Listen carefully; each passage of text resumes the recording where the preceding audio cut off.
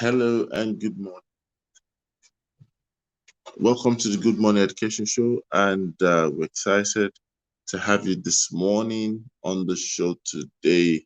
It's going to be another exciting time on the show, and it promises to be a great time. We always have that saying on the show, it's always a great morning on the Good Morning Education Show. And today we are having an interesting conversation, and we also have one of our favorite analysts that took a special leave of absence for a while. Eileen is going to be joining us this morning. And of course, before we bring her up, I would like to just remind you that the Good Morning Education Show is a show you can catch Mondays to Sundays. I believe that we've designed the show in such a way that you can catch us Monday to Fridays, 8 a.m. to 9 a.m. West African time. And of course, Saturday for the weekend special and Sunday for the weekend special. We have two different time belts. On Saturday, it's 9 a.m. to 10 a.m. West African time. On Sunday, however, it's going to be 5 p.m. to 6 p.m. West African time. And we treat issues within and around the world of education, within and around the world of development. And it's always a wonderful time. Please feel free as you join us to tell us your name and your location, and also contribute to the conversation of the day. Do not hesitate to ask questions if you do have questions. Our analysts will be willing and glad to have your questions answered. Today is the second episode we are having in the new year, and I'm excited to have that with you. And we'll just get set and get started. Let me say hello, Eileen. How are you today? Hi, Rotimi. Can you hear me? Yes, absolutely. I can hear you. Good to have you. Happy New Year. Yeah, same to you. Good to have you. Good to have you. And I'll be showing my face shortly. I'm sure you want to see my face. Yeah. Of course. So, yeah. Yes. But then, of course, you know how we do it on the show. We're going to start with our headlines, and then from there, we have. So let's just get started with the conversation of the day. I think that maybe for time's sake, maybe we just go straight to the conversation and ignore the headlines, right? So I'd like you to hop on the conversation this morning. And the first thing that I would like to actually bring to your notice, or better still ask, would be, we're talking today about mentor your way out. Mentor your way out. And of course, starting every year, it's very instructive, when we start the new year, to have, some things become issue of focus. And I'd like us to, take a cue from that angle. What exactly is mentorship in your own words, in your own way, and in your own understanding, so that people out there listening to us can actually get a glimpse of what it is that we're truly trying to talk about. Over to you. Oh, thank you so much. Good morning on the Good Morning Education Show. So excited to be here. It's been a long time, but I'm glad that we're here. So mentorship, in my own understanding, I feel that it's a tool. Mentorship is a tool, just like coaching is a tool. Mentoring is one of those tools that can help you achieve your dreams, or it may be your career dreams, it may be your business goals, or things like that. So mentorship is when you actually reach out to a person or someone, an individual who is experienced in your line of trade or industry, and they're experienced and they're willing to, share their knowledge and experience with you to help you move from one point to another. Yeah. So that is what we call mentoring. All the conversations, the discussions you have that are geared towards, supporting you, the mentee, to move from point A to point Z is what mentoring is about. So you're seeking help or support from this person who is knowledgeable, who has got experience, and they're willing to share with you their successes, their failures, so to help you, not fall in the traps that they probably fell in, or to help you make, turnarounds on issues that probably took them 7 years. For you, if you have a mentor, an idea that took them 7 years to accomplish may take you 2 years or 1 year, simply because they know the corners and they're happy to share the story with you. So I think that is, in my own words, my understanding what mentorship is about. Thank you so much for that. And just taking it from what you said, it means that if mentoring or mentorship is a tool, then it's just surprising how many people leverage this tool. Yes. It's just like Yeah. you want to fix something, and the only way to get that thing fixed is to get a screwdriver. But Yes. then if you try to use your fingers, it probably will require more effort, take a longer time, and you still might not get the kind of desired results you're looking for. True. You So know, true. yeah. So it's really important for people to understand the need to leverage on mentoring and mentorship as a tool. And that Yeah. brings us back to the question I have.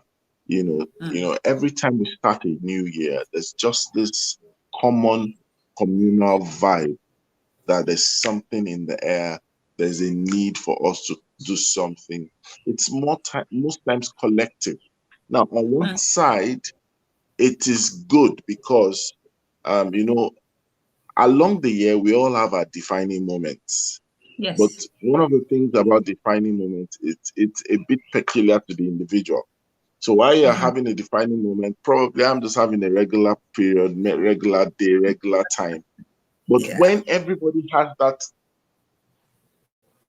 collectiveness, we are all saying Happy New Year, we're all cheering each other up. Everybody's in a state of reflection or in a state of action, so to speak.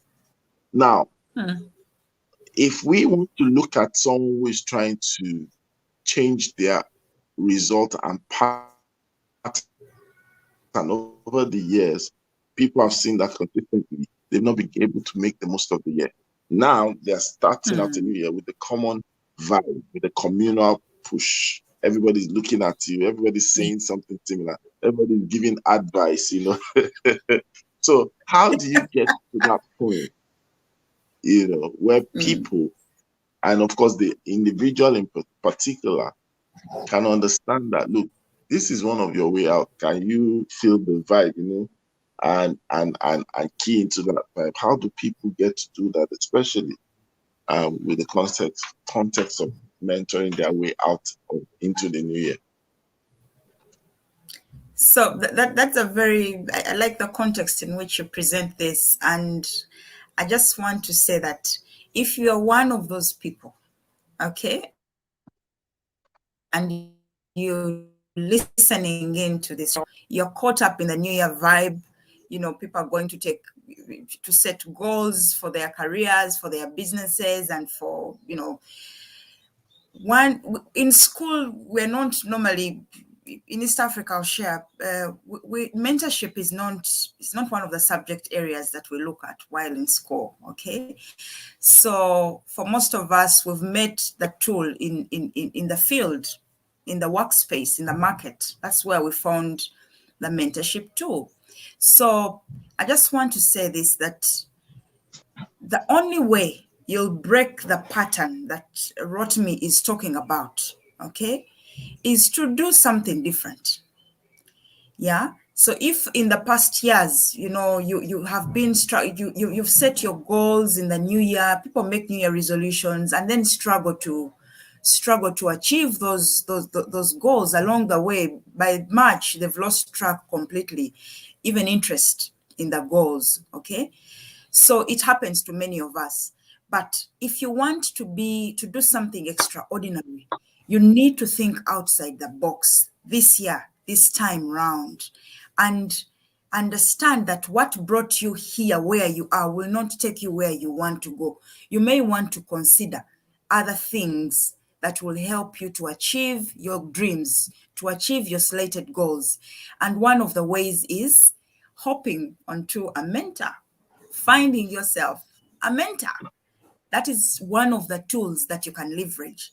Let's forget about everything else. The skills and knowledge you have, your own abilities or capabilities as an individual. We all need someone to hold our hands and, show us direction into that picture that we have created as our future. Yes, Rotimi.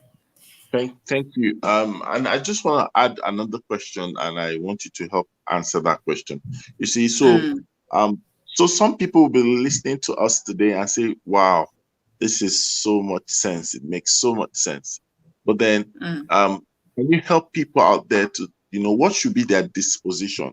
If they're going to get the best out of a mentoring exercise or relationship, if they're going to get the best out of a mentoring, especially following the fact that that they can hop on. You said they can hop on.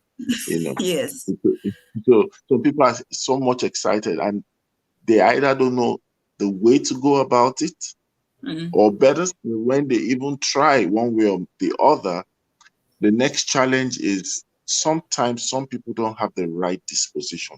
What should be our conduct or disposition to mentoring and mentorship? To mentor. That's a very powerful question there, Rotimi. So now mentoring has got three corners, or I'll say 3 points. We have the mentee at the top. We have the mentor in the corner right there. And then on the other corner, we have the relationship. Okay. So if you are a mentee is the person that is going to be mentored. Now, if you are on this call and you are a mentee, you need to know, what do you want? Okay? Before you start thinking of a mentor, what is it that you want to work on? What is it that you would like to be supported on? Clarity in that space is very critical, because it's what will inform you to look for a mentor. All right.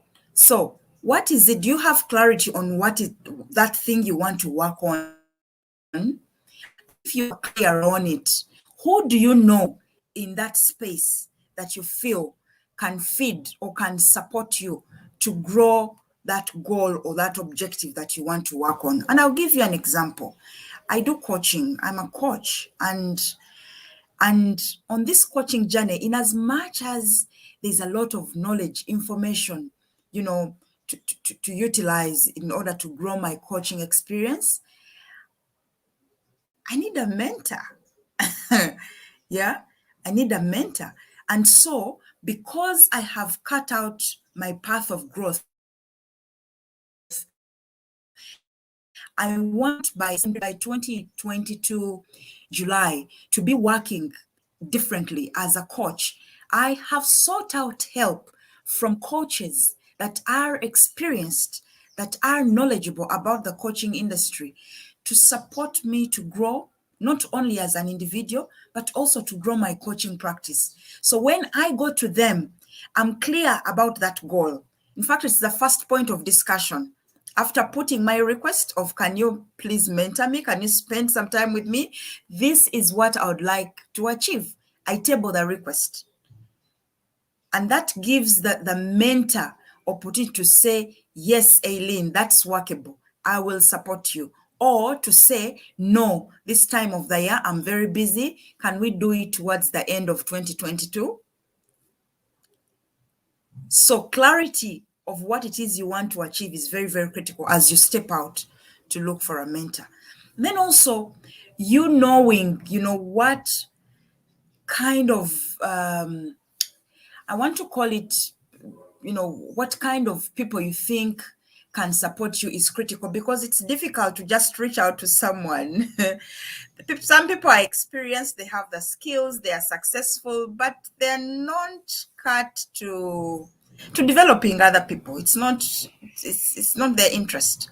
Okay.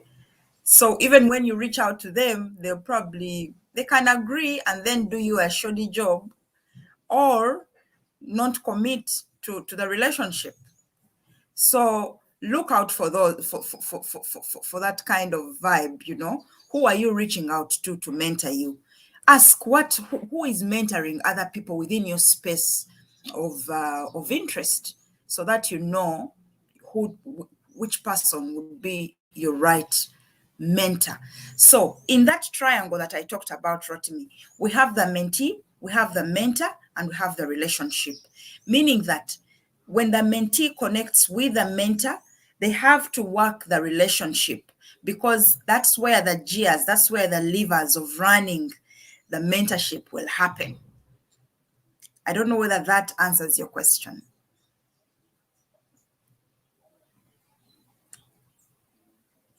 You're muted.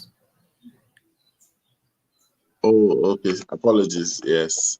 Absolutely answers the question. And I like the way you were able to make it a bit more systemic. And the reason is because even the mentor sometimes is made a mentor based on the demand and the request. And sometimes at the expense of the wiring, like you said, not having the best experience in mentorship is most times also not because that you have the need and there's someone who can deliver value, but if the person is not wired to deliver value, or if there's no sync, that connect between the one who requests for a mentor and the mentor who's available, then sometimes we don't get to have what do you call it now? We don't get to have the best of results. And I have an interesting question, but let me bring up KK. KK, good morning. Welcome to the show. She's muted. Thank you so much, Mr. Rotimi. Thank you for joining. Hi, Okenyifu. Hi, can you hear me? Okay. I believe she can. KK, can you hear Eileen? Yes, I can hear her. Okay, although your volume is kind of low. Oh, is it? Is it Eileen, or how do you pronounce your name? Yes. Eileen. Oh, Eileen. Okay, okay, Eileen. Okay. Yes. Thank you so much. Okay, so let me even ask KK. So I know KK probably would have had this kind of situation before, or better still, perceived that, so we sometimes also find out that, yes, while people need to mentor their way out, I think that also some people are so eager to be of support and value that at the expense of maybe terms of agreement or rules of engagement, they overdo it, or better still, they have so much to give, and then the receptivity for the one who is collecting or who is receiving also becomes, So how do you do that mismatch, KK? How do you handle such mismatch? Because it's also very critical for the one who is seeking a way out. If I understand your question correctly, what you were asking is, how do you ensure that the mentoring and mentee relationship, the mentor and mentee relationship, works well for both parties, and the mentor is not overwhelmed by the task that they have taken on? Did I get that?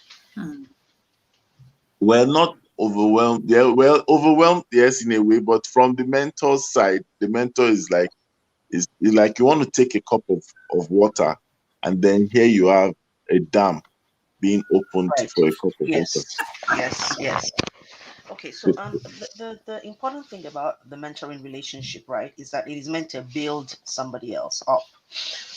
then there must be specifics. So what area do you need? Mentoring is very different from coaching, and people need to understand that difference. So in a mentoring relationship, the first thing typically is also, what do you need mentoring on? And as a mentor, I'm not meant to be teaching you. That's coaching. A mentor is asking you questions. It's getting you to develop yourself. It's getting you to do the work, right? So those rules of engagement must be, as you mentioned, must be very clearly spelled out. I just noticed I muted my mic. So sometimes, right, we need to understand the fact that I cannot mentor you on every area of your life, at least not at the same time. Also, I might not be versed in some of the things that you might be going through as a mentee, for example. So it's very clear that I need to say, and that's what I typically do when people tell me, oh, please mentor me. And my first question typically is, why do you want me to mentor you? They need to be able to identify that, oh, I've noticed that you're great at financial management for school owners. And so I need that area from you. And so I'm like, okay, great. So that has told me something in particular that they see that I can mentor them on. And then we can sit down and say, okay, what are the problems that you're having with this area in financial management in schools? And then we have that conversation. We draw out very clearly what needs to be done, where they're having issues, what they need to do.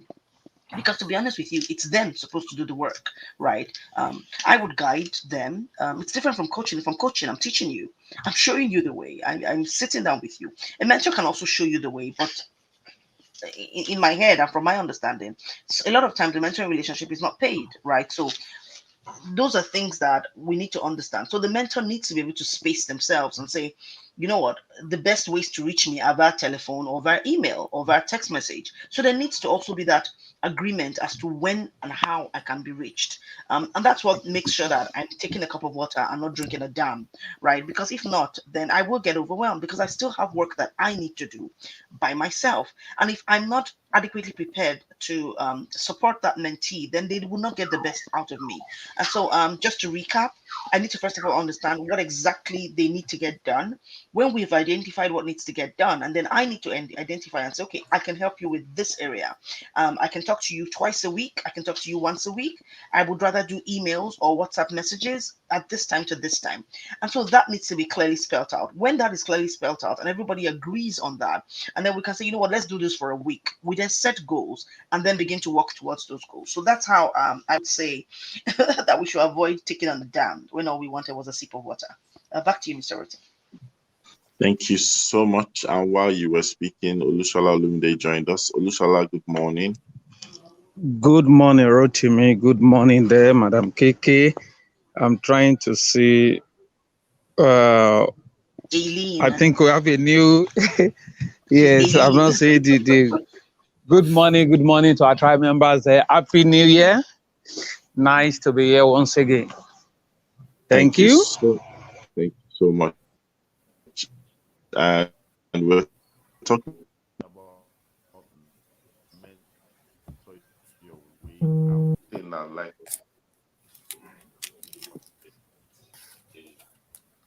Especially people ask. Can't hear you anymore. Yes, can't hear you.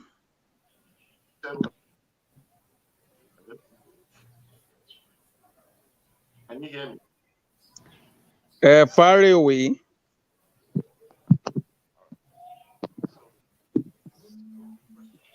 I would like to ask you so that the people are stuck approaching the mentor. I think your mic is Yes. your mic is you're far away in the background. Yes.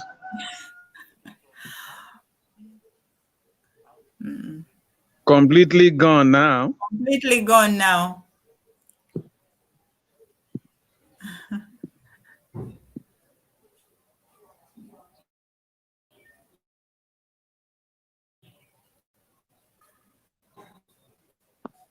Can you hear me now? I think it's the connection. Yeah. A lot better. Just go on. Yes.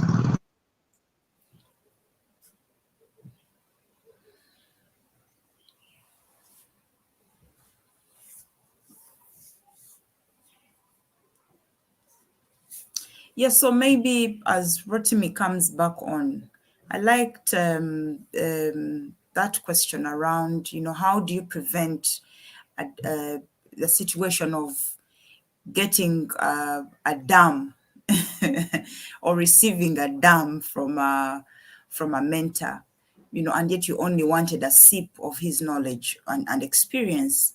And my thoughts quickly went onto the mentor in this particular relationship. Mentors, so you are there and you are a mentor, but have you bothered to find out what kind of capabilities or skills you need to grow in order to serve well as a mentor? So maybe those are some of the questions that, mentors should be thinking about, in line with the question around pouring a dam, because if you have the capabilities and skills, then you surely would know how to structure this relationship. But I know that some of us have become mentors just because of our experience, okay? People have seen us grow and, rise into success, and so they run to us. But we have not paid keen attention on where we are at in that point of time as mentors, we actually know how to carry out this role. I don't know what my colleagues think about Yes, this. it's a good thing you've raised. I think, like KK said, you don't want to be jack of all and master of none. Yes, it's possible to be multi-talented and you're able to do many things at a time, but the specifics matters. What exactly do you want? And it's not every area. That's why you see some people, they read through your profile and they will get back to you and say, because of this, because of this, because of that. And it's good to ask pertinent questions. You won't be mentor to somebody in every area of his or her life. You may pick one or two. And at times, some call you mentor, a coach, or a guide, not because you're really taking them through a routine, but because they see you as a shoulder to lean on. It may just be for clarity. They just want to listen to you, bring their questions up in this area, in that area. What do you feel? By the virtue of your experience, and because they have not tested the waters before now, and they know you've come a long way, you've done several things. From your experience, okay, I'm going to business. What do you think I need to do? I'm at this stage. What can I do? So at times, some use the word mentor just because they just find you a shoulder to lean on. There are people, you are not even in the same field. They just feel when they get to hear your voice, there is a way you connect with them. Not necessarily about the business they are doing. They are being overwhelmed. They are getting tense. Say, let me go and pass the night with so and so. Let me just put a call through to so and so. I know him. He will calm me down. In fact, he will play with me, say some things in order to relieve me of my tension. Yes, some people call that a mentor. But what you have said on the skill set mentors need to grow. Over time, I keep telling people, you cannot afford to be less informed than your audience, else you lose your relevance. You cannot afford to be less informed than your audience, because if you are less informed than them, so what do you want to offer them? Yes. So you always have to be a step ahead. And you have always, and it doesn't mean you have to take everybody up as a mentor. That's why I tell people, when you go through school, develop skill sets and know what you are doing. I mean, know what you are doing. Somebody who just finished secondary school can walk up to you and say, I need your guidance in this area. It can be as something, I wouldn't say simple, as choice of admission. The cost to study. Yes, because that clarity matters. Or the person will just be going on a wrong trajectory. But you're able to sit back. You're able to, okay, I had a funny experience towards the end of the year. There is this, my little guy. I just saw her. She was not looking happy. What is the matter with you? He said, nothing much. Said, sit down. Let's talk. Yes, she wanted to study engineering, go to one of the federal schools in the Southwest. That is her dream. But that is saying, go to another school. She was like, see, if I knew I wasn't go to that school of my choice, I wouldn't have given all the best I gave. And I've scored this high.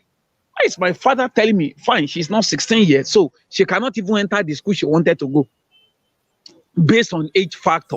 Mm-hmm. Now, I sat her down. I said, okay, can you give me 5 reasons why this school you chose had to be the one or no other school? The first thing she told me was that in case somebody is looking for a job, that school reputation, I said, let me bust your bubble. That is a myth. Nobody gives you job from coming from a federal institution. If you fail out of federal institution, it's not going to afford you a job. I said, can you mention the second one? She mentioned it. I bust the thing. Then she came. I said, the third one is I don't have any point again. Now, I said, your parents meant well, but they were not engaging you properly. You felt they wanted to destroy your dream, but now you have discussed with me. Do you now see that your parents are not trying to destroy? Of course, I know. If I didn't clear her doubt, she will go back home disgruntled and she'll begin to throw tantrum. And I look at the father, I say, see, you have good points in your hand, but you're not engaging this girl very well. It's not just that this is school you have to go. Do you tell her the reason why? It's as simple as that. Now she has decided to go to the school the father wanted her to go because she'll be 16 this month. Meanwhile, some of these other schools, by the time you are not 16 by October 1, they will not accept you, even though the admission is late. So I said, why do you have to wait another year? And what gives you the gut that you will achieve the same feat you achieved this in 2021? If your score falls for any reason, that means you have to wait till 2023, late 2023, if not 2024. Why don't you pick this one first? You want to do another jam, no problem. You will do and pick the school of your choice. If it works, go back to the school of your choice. If it doesn't work, you have something in hand. A bird in hand is worth 10 in the bush. I don't want you to waste your time. If you miss this slot, you won't gain any admission until 2024 again. So after we discussed, she started laughing and I was able to douse the tension. And I told the father, if Amora is not high, take her to any school, she will not perform. So that could be a sort of mentoring. And I have a lot of them like that. And I've been doing this counseling before you were born. So when I'm talking to you, I am talking to you. Yeah. So, and I know what I'm saying. And it's not that we are forcing it on them. That is a sort of mentoring. It's a sort of counseling. And some of those parents who will say, okay, this your son or daughter, this is the issue we're having at home. I said, let him come and see me. We'll sit down by asking questions. The same person will be the one answering those questions, and the fog in his or her eye will be getting cleared. Like KK said, we need to ask pertinent questions. It's not just every Tom, Dick, and Harry, this one be my mentor, this one be my mentor. Even what you don't ask, he said, oh, sorry, I won't be able to take you on. Some didn't even read your profile anywhere. They only had you speak and like, if this man is breathing fire like this, he must be my mentor. And here you are. You are a civil engineer, and I don't even know where they are how to mix cement and whatever together. So I think mentors, because you are getting to a level of relevance, people are calling you here and there. Automatically, some people see you as their mentor, as go-to plug. You need to develop skill set. Once you are less informed than your audience, you don't have anything to offer them. You lose your relevance in their life. Thank you very much. Thank you. Can you hear me now? I'm back. Yes, we can. Better and bigger.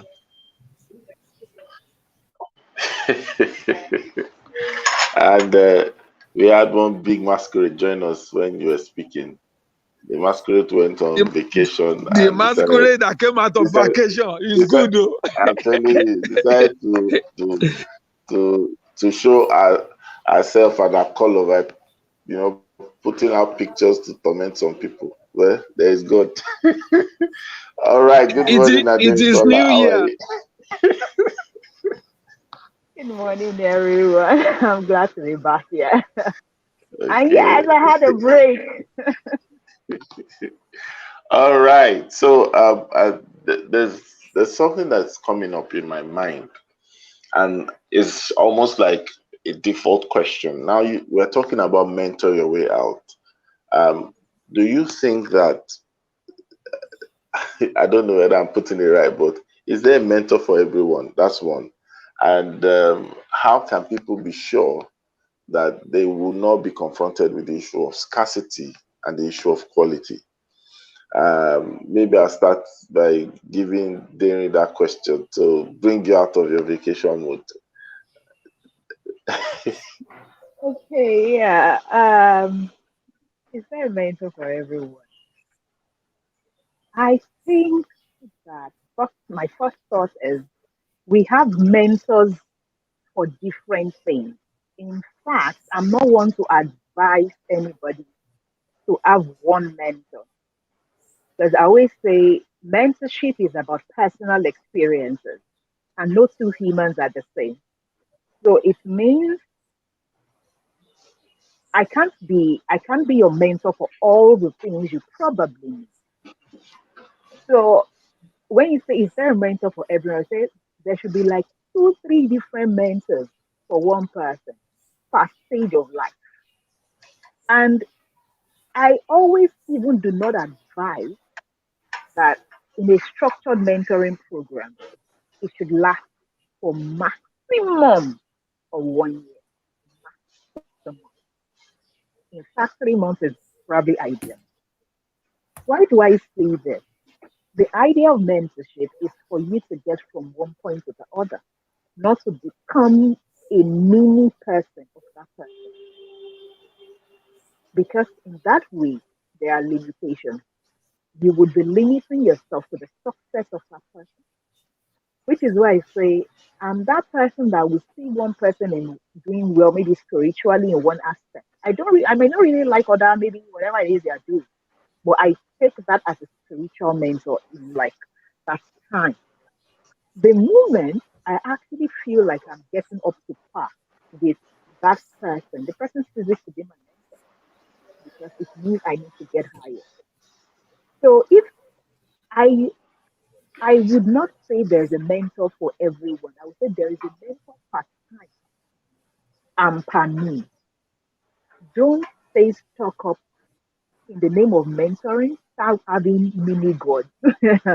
Because I see a lot of people start to develop a human being as a mini god. And that is why, even when, I mean, because of probably the kind of things I do, like, people come and start to idolize you. And I tell myself, reality check, as in, I don't want you idolizing. I want to be able to help you as a mentor get from one point to the next. And I always say it to you at the beginning. Don't stay stuck up on me because the idea is for you to reach greatness. It's not for me to be like, if not for that daring, I will not. So I quickly, like, just break that. Hello, I'm not going to mentor you forever because at the end of the day, if I'm trying to help you achieve greatness, I don't want to have spoon feeding you because it will get to that point that you will stop to think, or the mentee stops to think because there's a mentor that will bail them out when there is distance. So I would not advocate for there is a mentor per person. When you find a trait you admire in stick to their mentorship for that season, your life will continually evolve. So eh, don't let mentorship that is supposed to help you get evolved now get you fixed in a particular. All right, thank you. Eileen, let's hear from you. Same question. What would you say? Thank you so much for your sharing, Ajerin Zola. I hope I pronounce your name well. I'm thinking that looking across all the kinds of, now take it to maybe industry level, yeah. I mean, these people we've experienced so many things, yeah, within as individuals, even as organizations, as businesses. There's a lot in manufacturing, in telecom, in banking. There's a lot that happens there.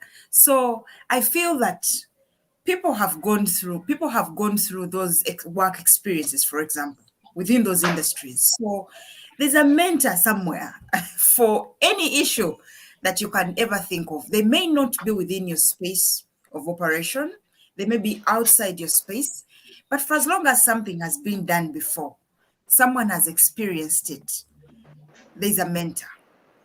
So with that frame in mind, or that kind of thought process in mind, yes, you can find a mentor for anything. If you do allow, if that person or that particular mentor aligns, or you feel that their experience aligns with your need as a mentee. Okay, so they may not be there, you may not find them matched or hanging there waiting for you to, you have got to look for the mentors. Okay, but for as long as, all of these experiences that we have globally have brought us to this stage, surely someone has undergone a process, an experience, somebody has created knowledge, so there is a mentor. Our job as mentees is to stick our heads out and know that which we are looking for. And I think that's what takes us back to what my colleagues have shared, that the minute you as the mentee are clear about what it is that you want to work on, what it is that you'd like to achieve, then now you start creating alignment, looking. And when I say there are mentees, there are mentors everywhere. There are mentors in your village, at your local sub-county level, at the national level, outside your country, within your region, all over the globe. There are mentors. And the beauty right now is that we can access. I have accessed mentors from corners that I'd never ever thought of, to mentor me, simply because after finding them, I have realized that between what I want and what they have, there's an alignment. And so I have put in my request. So I feel that for as long as you're ready as a mentee, there is a mentor. When the student is ready, the teacher shows up. Yes. Thank you Thank so you. much. And I'm going to ask KK this question, and I want to make it a little bit more technical, but for the purpose of the audience, we said mentor your way out. I would like KK to help us, understand that perspective of the way, because a lot of times I'm taking a cue from what Demi said, and I think that's very honest, and also an objective statement that Demi is saying, that because sometimes people get caught up in that euphoria of the help over the path, right? And eventually it's not showing that they've been helped. I don't know whether you get to my point. So, KK, please open us up to that understanding, that how can we get both parties, especially the mentee, to understand that we're saying mentor your way out, the emphasis on the way. Over to you, KK.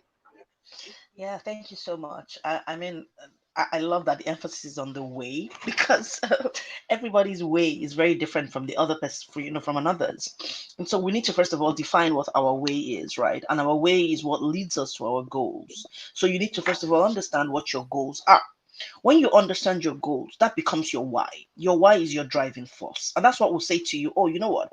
I'd rather Aileen was my mentor, because I've noticed that, oh, she's very outspoken, she's very focused, she's also trendy, and I'm trendy. And I don't want to have somebody like Rotimi mentor me, because he's going to be looking at not just my goals, but what I'm wearing. I mean, and I don't like the way he dresses. And so that begins to differentiate, because the truth is there are all sorts of mentors out there, but you're going to have to find the one who will take you along that way to where you need to go. So that's how, to be honest, I see it. When you say mentor your way out, you need to really know where it is that you're going, and then find someone who is going to take you there. It's also important, right, that you actually check that person. What is their proof of concept? What is it that they've done? Are they just good talkers and they have nothing under their belt? Because that's also there. And then you get into that relationship and you find that person is not going to work. And that's what I love when Dary said that there's certain people she looks at and says, look, I like this person's spirituality, and so that person can be my spiritual mentor. It doesn't mean that they're going to mentor in my marriage or in my career or in any other area of my life or my business, but this one area is what I've identified. And so, to be honest, it starts with that. It starts with you saying, this is where I want to be. This is how I feel I might get there. And then when you find a mentor, that mentor would actually be able to then connect you, correct you, engage you, and say, oh, you know what, this area might not work for you. Do you want to look at this area instead? But that person kind of aligns where it is that you're going with from where you are, and honestly makes the journey easier. So that's how I see mentoring your way. So don't be tricked what everybody else is doing. Not going to work for at time. It's okay until 2 months down the line in a type of relationship. If you feel it's not working, then move. Right? How I would like to tell it. Thank you so much. Thank you for I'd that like to brilliant give it submission. a And twist. you said? I just would like to add on what KK has just said and just give it a small twist. So for me, my understanding of mentor your way out is just a clear call now to say that this is a tool that is available. Take advantage of it. There's no reason right now why you should go into 2022 all by yourself. Seek support, seek mentors.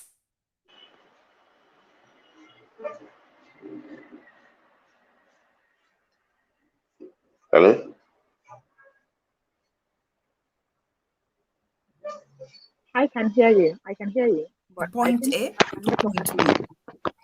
Sorry, I lost all of you at some point, but I was just saying that 2022, the call is very clear. There's no reason why you should move alone. Let people hold your hands in different facets of your life where you need growth and take advantage of those relationships. So literally mentor your way out. Do not sleep on the job. Know that this tool is available. Put it to you to advantage. I mean, to your own advantage. So look for mentors, purpose, be deliberate, and commit to this relationship so that you can move in the different areas of your life. Thank you so much. And I'd like to give a shout out to our audience. Nana has been one of our most loyal tribe members. It's been a long time we've heard from Nana. So hello, Nana, all the way. I think she's in Ireland. Yes. Thank you for joining. Thank you to Joe K. Tonola from Liberia. Thank you, Adebimpe Oluwabukola Agbola. Thank you for joining. And of course, the math educator, thank you all for joining. Thank you for your comments as well and your contributions.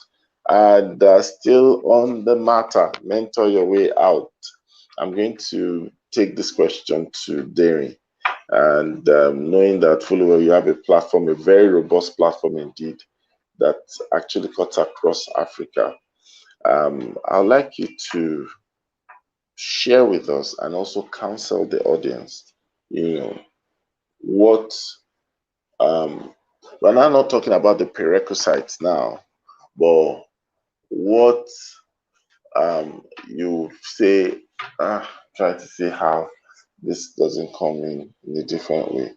Okay, how do we create a benchmark or a scorecard, using the consciousness that mentoring is a tool and something was leveraged on? We shouldn't go alone this year. So what benchmark or how can we create a scorecard out of this? When you say scorecard, like for the mentor and the mentee. Mentee, actually, the mentee. So, when you say you're scoring something, it means you must at least have a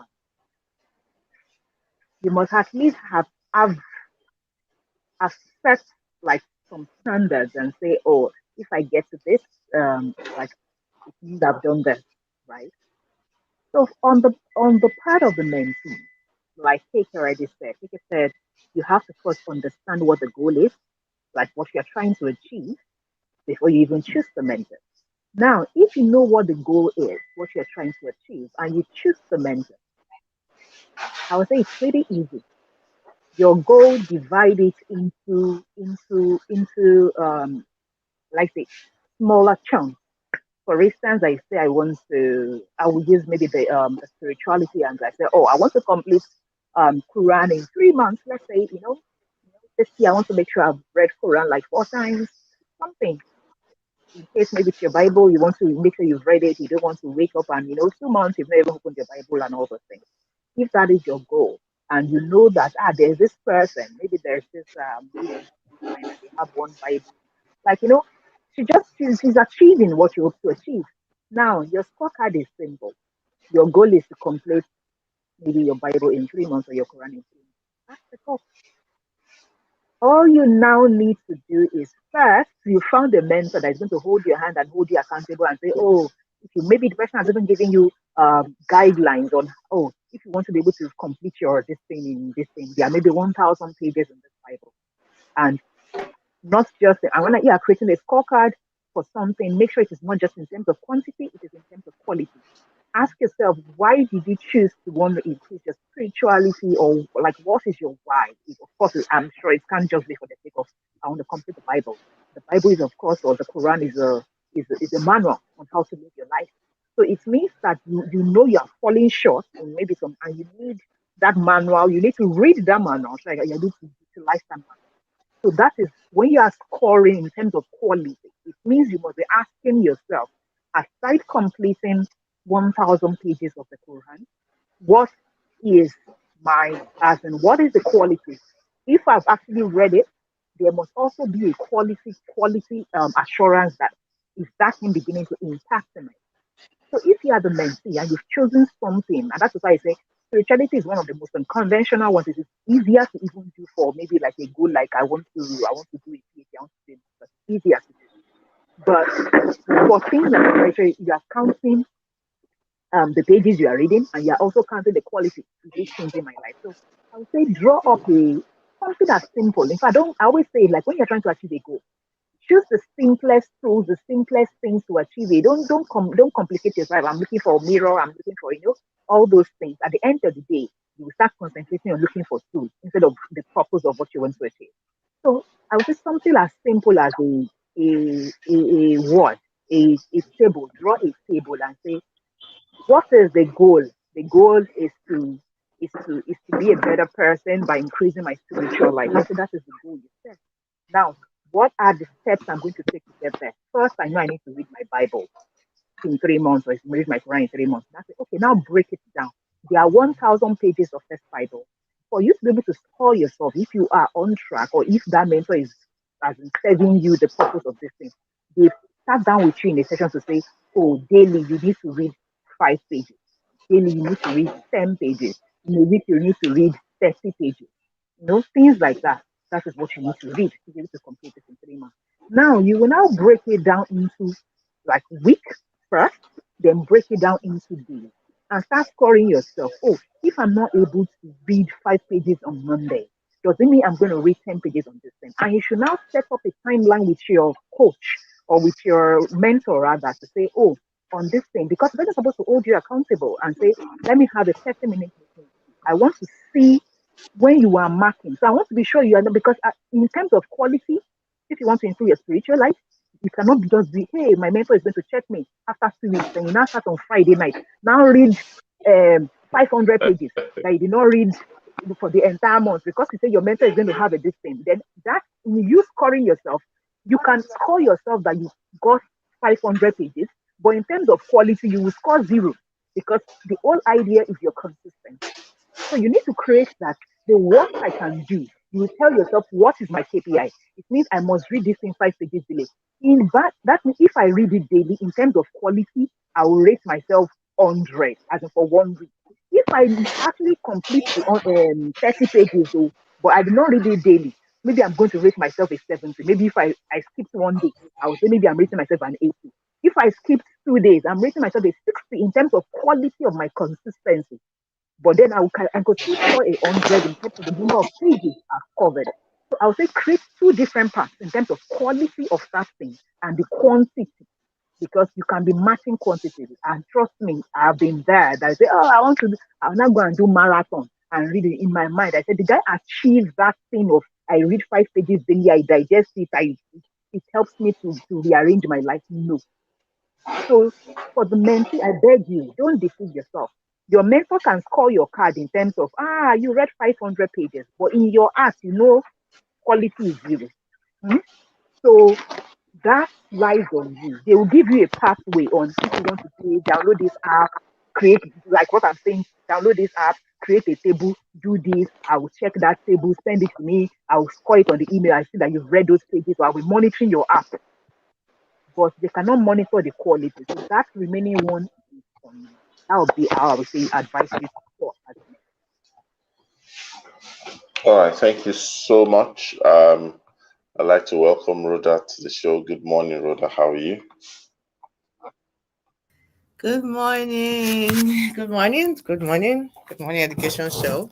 Good morning. Thank you. And I'm going to ask you this question as we get to the close of the show. As I believe, have you been a recipient or a beneficiary of mentoring? Oh, yes, And certainly. could you share with us how you took leverage of such experience? Yeah. One thing that I know that was solid for me in terms of what I leveraged on was the relationships.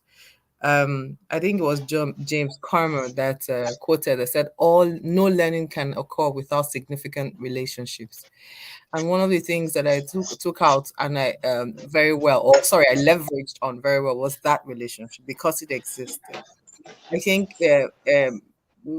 for some time now, many have looked at mentor-mentee connections as transactional, and it's from both ends. It's not even just from the mentees, also from mentors.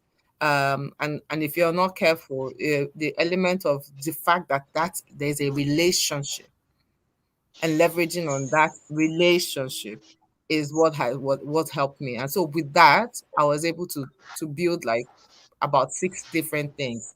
I'd say trust came in, respect came in, um, um, open, and I was able to have open and honest communications because you see, I think the relationship at the time, I needed a lot of help, and I had to have that help. And so it was a relationship, and I still have that relationship. Many people listening know who that mentor is, but it was just being honest, being vulnerable, and that was because there was a relationship. And so nothing beats relationship, to be honest. And once you have that relationship, and it's because what relationship does is also help you to build your confidence, and because you believe that you have someone that you can run to, someone you can work with, someone that you would respect, not mess up with their time, and they would not mess up with your time as well. So yeah, that was very helpful for me. I leveraged on relationships, and from it I benefited. We built trust, we built respect, we built understanding, we understood our flexibilities, or the flexibilities of our time. But most importantly, I was able to leverage on having open and honest communications, and that really catapulted my career to where it was. I was willing to be vulnerable, to learn and just listen. And I'm still learning and listening. Thank you so much. I know that we have clocked the hour time, but I'd like to hear from Dewi and Eileen, and I'll start with Eileen. This is the question. So, we've talked a lot about the mentee, but also we want to talk about the average individual. Now, I love the way you said it the other time that one way or the other, in your local government, in your village, in your county, in your state, in the nation, outside the nation, there will always someone who's gone through something that can offer help. That's what you said, Eileen. So Yes. I want you to, you know, use that as more like, can the individual mentor his way out? Now, not the recipient of mentorship now, as in, you want to get help as an individual, that's the mentee, but can you become using, can you how do I put it now? Using mentoring, and you the mentor now, becoming a mentor, get through your way. I don't know whether you can get my point. People are trying to grow their path, get successful. Can you use mentoring, right? Can you mentor your way out to success? That's what I hope you understand my question. Yes, I do now. I do. It's more clear now. Can you actually mentor your way out? Let me say this. That is a great question. Mentoring is not it's not a magical wand. You don't just get it and just pull it and flash it and then everything falls into order. No. You can only mentor your way out if you commit to the process. Mentoring requires effort from both the mentor and the mentee. Okay? If you want to get results out of it. So yes, you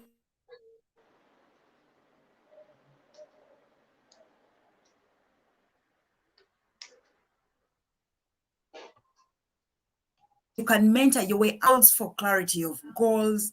It calls for effort. You've got to put in effort. I like the way Aderin Sola, shared with us about the reading the Quran. You get, if that is your target, you've got to do the work. In Kampala, we say put in the work. You've got to put in the work. Okay. So yes, you will achieve a lot when you mentor your way out. Okay. It's just that you need to play your part. You need to commit to the process. But if you don't, even if you mentor, I don't know whether you'll even be mentoring. You'll be in the process. You'll be utilizing the tool, but it's like saying, I'm going to drive from here to Lagos and I'm going to use a car without fuel. What are you doing? What are you actually doing? You won't get there. You'll be telling the world that I'm on this road, we're actually going to move, but will you actually be moving? You will not. So I think that's the same example I want to bring to mentorship. Yeah. Yes, you can purpose to mentor your way out. It's been done. So many people have been mentored and they've built successful careers because they've put in the work, they've put in the level of effort, they have committed to the process, and they've worked their way through the different levels on their journeys of success. So it can work. But if you don't, then it's not just a magic button. Mentoring is not a button you just push in the morning on the side of your bed and say, mentoring. It just doesn't work like that. You've got to put in the work. Yes. Okay, so that'll be my understanding of that question on the part of the mentor, like you as a mentor right now.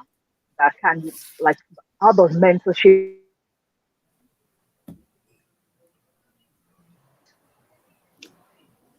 serve you as the mentor? Teach global opportunities, and I always say mentoring is a global opportunity, and people don't see it. I see it as a category of this thing, and I always say, like, the fact that you are serving as a mentor to someone, you have no idea, like, what you can get out of it. Like, you mentoring someone, you could actually be your way out of to get to the next level. I always say, because it gets to, especially when you're, like, let me say, on the international scene, it gets to some point that if you don't have such such thing on your CV or your profile or your this thing, you will not get to certain place. So beyond you, as in, or beyond the mentee gaining from you in terms of knowledge, you are gaining from the mentee the experience of serving as a mentor. And that is very, very crucial when you get to certain levels in your life, as in when you pass the lower part, the lower part of the Maslow's hierarchy tree, and you're getting to self-actualization. You need to have it you need to have it there. So because you probably have a goal that you want to get to ABC level in a particular, maybe on the international scene. At that point, that mentoring is actually setting you as your own way out to your own next level. And that is the way I see it. It is something that is, and trust me, I know this for sure. Like I teach it, and I like it has worked for me. Like there's a program that Mr. Olumide is on that is serving as a mentor on my mentorship program, right? For me personally, that even organized the program, I have seen things that have come for me that by the time I start rolling them out in journal, people be like, "What? How did you get this opportunity?" Just because I am the organizer of that mentorship program, which I did not even roll out to maybe even get to the next level. But was I aware that that was a possibility? Yes. And because I was aware of the fact that it was a global opportunity for me, I did every single thing that I could do to do the process right for that person to get results, so that that person's result also becomes my result. Because when that person is getting results, I am getting results, and that result could also serve me as an mentor. In fact, there's an opportunity that I'm going to be doing on next week, but it is an offset of that thing that I'm showcasing, that I'm doing this thing. So I always say, like, see mentorship beyond you just giving back to people. And it is not a bad thing for you, the mentor, to actually gain out of the process. You just first need to be aware of it and put your social proof out there. Because obviously, at the end of the day, when you get to those certain places, it gives you a bigger platform to be able to do what you intend to do in terms of impact.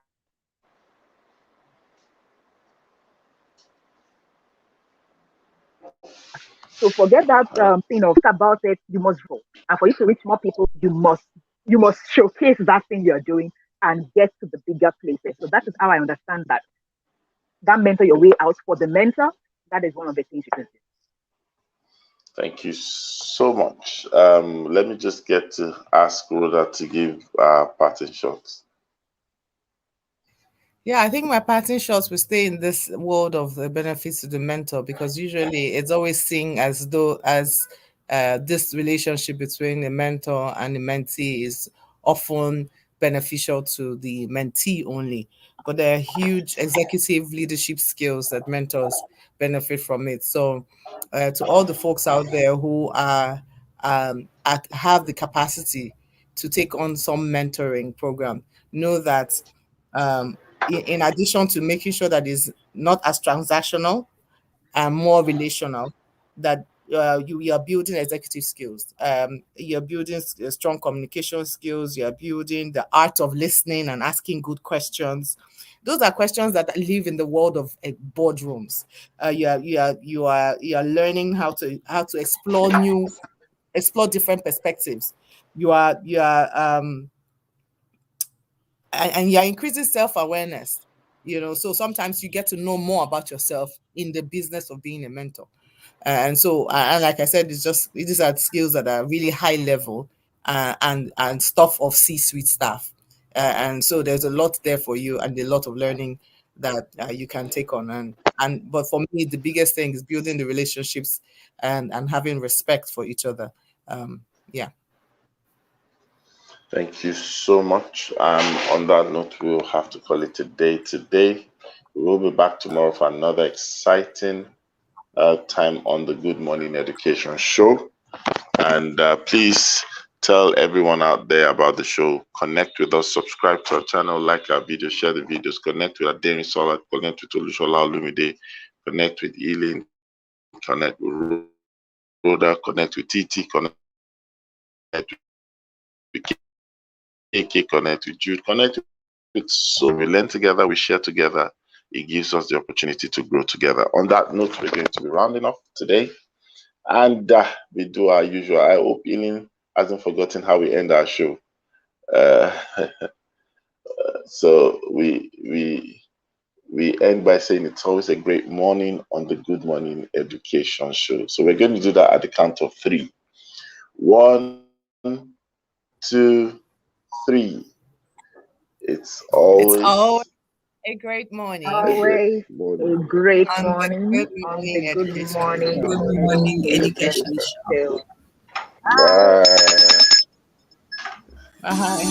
Bye.